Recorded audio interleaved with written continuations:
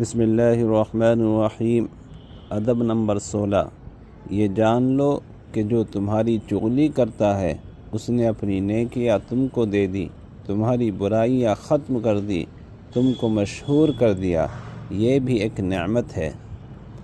میرے دوستو، پہلے یہاں پر ایک بات سمجھنے کی ہے۔ دو چیزیں ہیں، ایک چغلی کرنا، ایک غیبت کرنا۔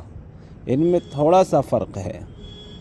غیبت کہتے ہیں کسی انسان کے وہ عیوب جن کے اوپر اللہ تعالیٰ نے پردہ ڈال رکھا ہے، جن کو اللہ نے چھپا رکھا ہے، ان عیوب کو کسی کے سامنے ظاہر کرنا، اس کا نام غیبت ہے۔ اور وہ عیوب کون سے ہیں؟ سب لوگ جانتے ہیں۔ انسان کے اندر کیا کیا عیوب ہوتے ہیں، بڑی لمبی فہرست ہے۔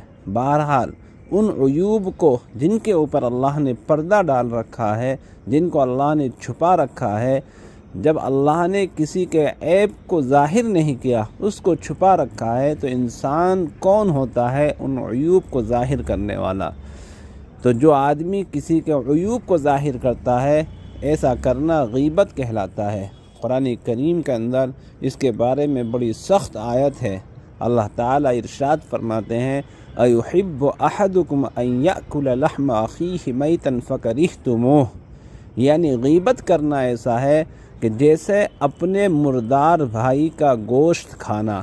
پہلے تو انسان کا گوشت کھانا ہی حرام ہے، پھر مردار بھائی کا گوشت کھانا، یہ اصل چیز جو سمجھنے کی ہے۔ بڑی سخت وعید اللہ تعالیٰ نے اس تعلق سے بیان فرمائی، اس سے ہمیں بچنا چاہیے۔ دوسری چیز ہے چغلی کرنا، جو آج کے ادب میں ہے۔ چغلی کہتے ہیں کسی کی بات کسی کے پاس جا کر کے لگانا، یعنی کسی آدمی کی بات ہے اور اس بات کو کسی دوسرے کے پاس جا کر کے لگا دینا۔ اس کو آپ مثال سے سمجھیے، جیسے ایک عورت ہے، اس کی دو بہو ہیں، ایک بہو دوسری بہو کی بات اپنی ساس سے جا کر کے لگا دے۔ مثال کے طور پر بہو کہتی ہے ساس سے کہ امی جان کہ آپ کی فلاں بہو، مثال کے طور پر سکینہ، کہ وہ جب کپڑے دھوتی ہے، اپنے کپڑے تو بہت اچھی طرح دھوتی ہے، لیکن آپ کے کپڑے ایسے ہی گندے پانی میں نکال دیتی ہے۔ یا اسی طرح کہ جب وہ کھانا بناتی ہے تو تیل بہت زیادہ ڈالتی ہے، گھی بہت زیادہ ڈالتی ہے، یعنی اپنی دورانی کی یا اپنی جٹھانی کی بات اپنی ساس سے جا کر کے لگانا۔ یہ تو ایک مثال میں نے آپ کے سامنے دی۔ زندگی کے اندر مختلف شعبوں میں، مختلف مقامات پر یہ باتیں پیش آتی ہیں۔ آپ دفتروں میں جائیے، آپ اسکولوں میں جائیے، پرنسپل کے پاس جا کر کے ایک ٹیچر دوسری ٹیچر کی بات لگائے، اسی طریقے سے کسی باس کے پاس جا کر کے کسی ایمپلائی کی بات کو لگائے، یہ سب غیبت چغلی کے زمرے میں آتی ہیں۔ اس ادب کے اندر فرمایا کہ جو آدمی کسی کی چغلی کرتا ہے وہ ایسا ہے گویا کہ اس نے اپنی نیکیاں اس کو دے دی اور اس کی نیکیوں کو ختم کر دیا۔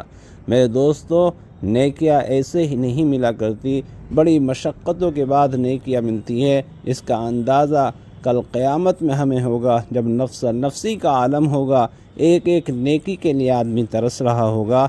خدارا ہم اپنی نیکیوں کو برباد نہ کریں، برائیوں سے بچیں، چغلی سے، غیبت سے، اور اسی طرح ہر برائی سے ہم اپنی حفاظت فرمائیں۔